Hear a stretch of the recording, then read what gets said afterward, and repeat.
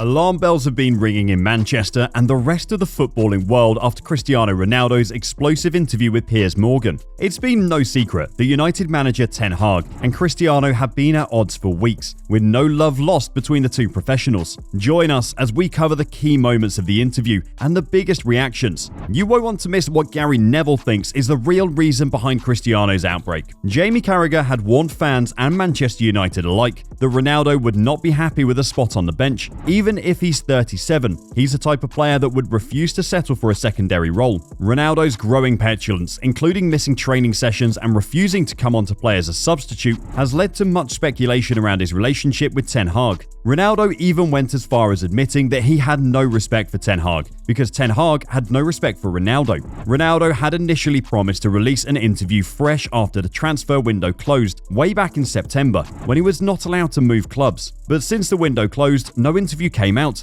and all seemed well at United. Ronaldo even started the first few games of the season, and Ten Hag's initial interviews on the importance of having Ronaldo happy and contributing seemed to ring true. Things would quickly turn sour when Ronaldo was relegated to the bench for the game against Manchester City, and despite Guardiola's side thrashing United and leading 4-0 at the break, Ronaldo would not play a single minute. A decision Ten Hag would later say came out of respect for Ronaldo's career. Ronaldo would have different thoughts on that particular moment though. Excuses. I see as excuses. I saw many things that I don't want to criticize him. He can have different opinion than me. They choose the players that they think is better for the team. I respect that, but excuses all the time, you know? The excuses have short legs, cannot excuse all the time, which is things that don't make sense. Okay, you don't put me against Manchester City because of respect of your career, and you want to put me 3 minutes against Tottenham? It doesn't make sense. 2 weeks later in the game against Tottenham, there was further frustration for Ronaldo when he refused to come on as a substitute in the 90th minute in a game that United were already winning. He had been warming up non-stop since half-time and wasn't allowed to step onto the pitch for any meaningful amount of time.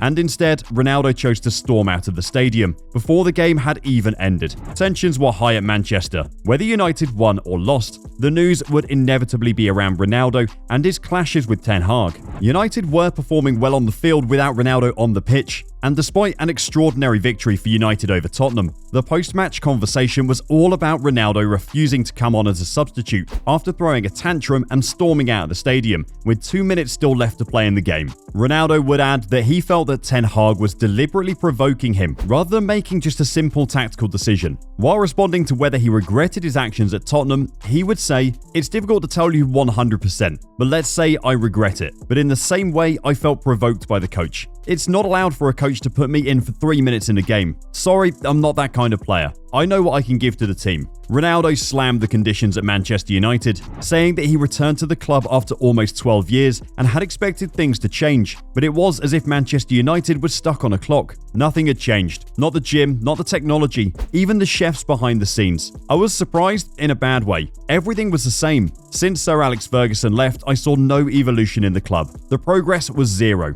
The sentiment echoed sentiments made by former players like Di Maria and Jose Mourinho, who had also suggested that the problems behind the scenes at Manchester were alarming. Ronaldo is the first person to have unveiled the exact reality of the situation behind the scenes that others had hinted at before him, but never actually expressed out loud. Darren Bent went on to say that Ronaldo has made it all about himself, when the club was in need of unity and togetherness. Ten Hag is doing a good job. The team's winning games. He can't bear the thought of United getting better without him. Pundits were similarly exasperated at Ronaldo's comments. Former players, former managers, and experts all seem to have some things to say. Even Rio Ferdinand, one of Ronaldo's most ardent supporters, would come out and say that it was clear that Manchester United's love affair for Ronaldo was now over, and this interview was indefensible. In the same conversation, Jamie Carragher would add that Ronaldo is not an asset for United right now. He's a liability. His comments were all bang out of order, especially because Ten Hag, as the manager, chooses what his lineup was going to be.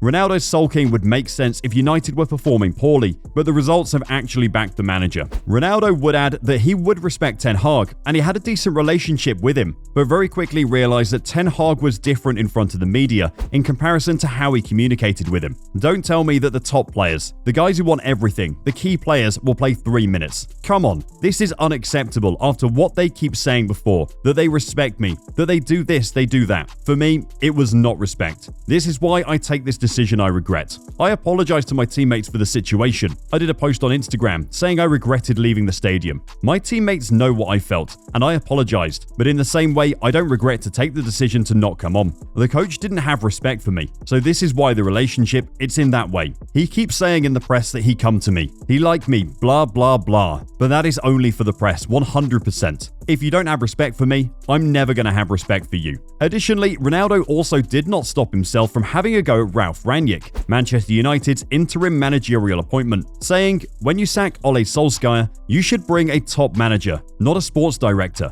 Ronaldo was especially critical of Rangnick, suggesting that Rangnick was one of the new coaches that are coming around. They think they find the last Coca-Cola in the desert. Fellow United and former Real Madrid teammate Rafael Varane came out with a statement following Ronaldo's interview. That does affect the players. Obviously, it affects us. We follow what is happening and what is being said, and we try to calm the situation in our own way. We try not to get too involved in it. When it's a star like Cristiano Ronaldo, even more so, we try to take it with distance. Couple this with Bruno Fernandes's awkward handshake with Ronaldo that went viral after the teammates reunited at the Portuguese camp, and you've got a disaster waiting to happen. Ronaldo's comments are clearly affecting his teammates as well, who've done remarkably well and have shown considerable improvement. But a certain Graham Souness had different thoughts on the issue, instead choosing to side with Ronaldo. Makes you wonder if he would have said the same thing about Paul Pogba if he'd done a tell-all interview. Souness feels like there's certainly some promise that were made behind the scenes to Ronaldo, and Ten Hag was also very vocal about his desire to integrate Ronaldo into the team. But somewhere down the road, things have changed, and Souness said, if someone makes a promise to you and you're a big player, they have to stick with it. In this case, the player's right,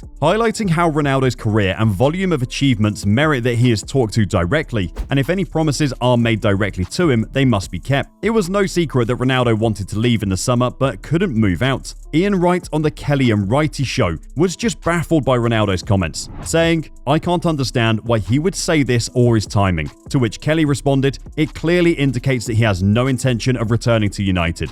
Gary Neville echoed this statement in his interview on Sky, suggesting that if Ronaldo wanted a way back into the United squad, he would have never done this interview, and he clearly wants to move on. Whatever the case may be, it is clear that Cristiano Ronaldo has been hurt significantly by United's actions and the role of the media in England. He would call his decision to move to United more of an emotional decision rather than a rational one. But that did not mean that he didn't get any offers as reported in the media. He would say 99% of what he reads on the news surrounding him and his future was all garbage. He had gotten offers from different clubs. He was not the only player to leave early against Rayo Vallecano. There were 7 others, but Ronaldo's name was the only one that was mentioned. He felt like a black sheep, he would say. If everything is going good, it's a team performance, but when it's bad, it's always Ronaldo. Whatever the future may be, it's clear that while Ronaldo loves and appreciates United fans, he's had it with the team and its management. What do you think about Ronaldo's explosive interview? Is he right to reveal what's been happening at Manchester?